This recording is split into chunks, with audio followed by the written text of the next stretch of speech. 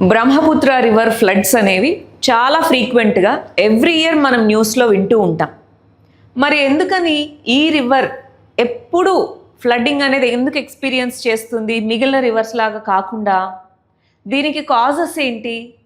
దానివల్ల ఏ విధమైన కాన్సిక్వెన్సెస్ ఉంటాయి? మరి ఇలాంటి ఫ్లడ్డింగ్ వల్ల ఇంపాక్ట్ తక్కువ ఉండేలాగా ఎలా చేయగలమో మనం చూద్దాం. ఫస్ట్ అసలు మ్యాప్ చూద్దాం. బ్రహ్మపుత్ర రివర్ ఆరిజిన్ మనకి టిబెట్లో జరుగుతుంది. సాంగ్పో అని పిలుస్తారు. అక్కడి నుంచి వచ్చి అరుణాచల్ ప్రదేశ్ ద్వారా ఎంటర్ అయి మనకి బ్రహ్మపుత్రగా పేరు పిలువబడి అక్కడి నుంచి అస్సాంలోని ఫ్లడ్ ప్లెయిన్స్, అస్సాం ప్లెయిన్స్ ద్వారా బంగ్లాదేశ్లోకి వెళ్తుంది. బంగ్లాదేశ్లోకి ఎంటర్ అయిన తర్వాత పద్మా రివర్తో కలిసి అది బే ఆఫ్ బెంగాల్లో కలుస్తుంది. మరి ఈ విధంగా ఫ్లో ఉన్నటువంటి బ్రహ్మపుత్ర రివర్ ఎప్పుడు అస్సాంలో మాత్రమే ఎక్కువ ఫ్లడ్స్కి ఎందుకు కారణమవుతుందో చూద్దామా? ఇక్కడ రెండు రకాలుగా మనం కారణాలను చెప్పచ్చు. ఫస్ట్ది న్యాచురల్ రీజన్స్, అంటే అక్కడ ఉన్నటువంటి జియోలాజికల్ రీజన్స్. ఆ రివర్ అనేది ఈ హిమాలయాస్ ద్వారా ఫ్లో అవుతూ వచ్చి సడన్గా హిల్లీ రీజన్ నుంచి ప్లెయిన్ రీజన్లోకి సడన్గా జంప్ అవుతుంది అస్సాంలోకి వచ్చే టైంకి. అందువల్ల అక్కడ ఎక్కువ ఫ్లడ్స్ వస్తాయి.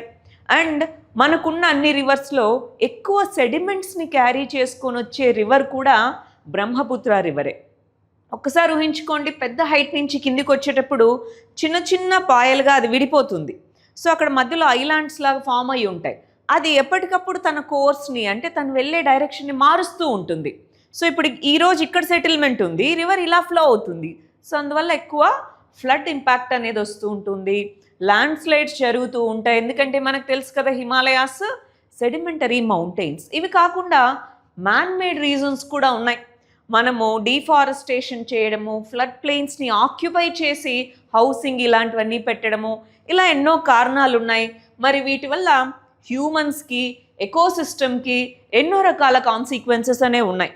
Loss of human life, property, ఇలాంటివన్నీ కూడా మనకు జరిగే నష్టాలైతే ఆ సాయిల్ అనేది కొట్టుకొని పోవడము, ఇలాగా ఎకలాజికల్ డ్యామేజెస్ కూడా ఉన్నాయి.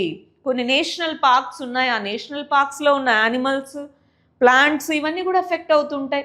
ఇలాంటి కాన్సిక్వెన్సెస్ ఏవైతే ఉంటాయో మరి వాటిని ఎలా మిటిగేట్ చేద్దాము, ఏ విధంగా ఇలాంటి డిజాస్టర్ ప్లాన్స్ చేసుకుందామంటే ఇవి స్టెప్స్. అంటే ఫస్ట్ దానికి కారణాలు ఏంటో మనకి ఇందాక తెలుసు కదా, వాటిని ఐడెంటిఫై చేస్తాం.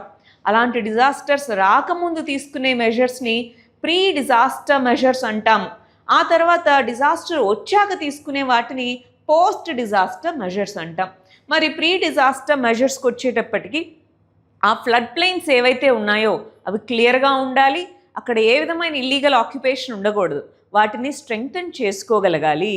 అక్కడ మనం కట్టే ఇన్ఫ్రాస్ట్రక్చర్ ఏదైతే ఉందో అదంతా కూడా ఫ్లడ్ ప్రోన్ ఏరియాస్లో ముఖ్యంగా ఉంటే అదంతా డిజాస్టర్ మేనేజ్మెంట్ రూల్స్కి అనుగుణంగా ఉండాలి. ఎంబాంక్మెంట్స్ని బెటర్గా మెయింటైన్ చేయాలి. కాలువలు వీటన్నిటిని బెటర్ మెయింటెనెన్స్ అనేది ఉండాలి. కమ్యూనిటీ ప్రిపేర్డ్నెస్ ఉండాలి. ముఖ్యంగా గుర్తుంచుకోవాల్సింది, ఇప్పుడు మనం న్యూస్లో చూస్తున్నప్పుడు ఓన్లీ ఫ్లడ్సే కాదు, యూరప్లో ఇలా వివిధ ప్రదేశాల్లో ఎన్నో డిజాస్టర్స్ చూస్తున్నాం కదా. వాటన్నిటికీ మెయిన్ రీజన్గా మనకి క్లైమేట్ చేంజ్ కూడా ఉంది. అందువల్లనే క్లైమేట్ చేంజ్ని ఎదుర్కొనే విధంగా కమ్యూనిటీ, కంట్రీస్ అన్నీ సిద్ధంగా ఉండాలి. క్లైమేట్ మిటిగేషన్ అనే దాని మీద ఓవరాల్గా ప్లాన్ అనేది చేసుకోవాలి. ఈ విధంగా చేయగలిగితే ఫ్లడ్స్ వస్తాయి, కానీ దాని నుంచి వచ్చే ఇంపాక్ట్ని మనం మిటిగేట్ చేయవచ్చు.